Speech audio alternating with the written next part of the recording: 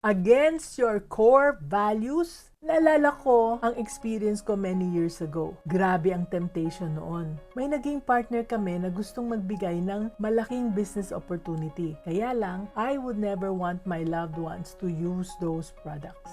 The money was life-changing. Pero alam mo anak, kung ano ang mas life-changing? It was the moment na sinabi namin, no.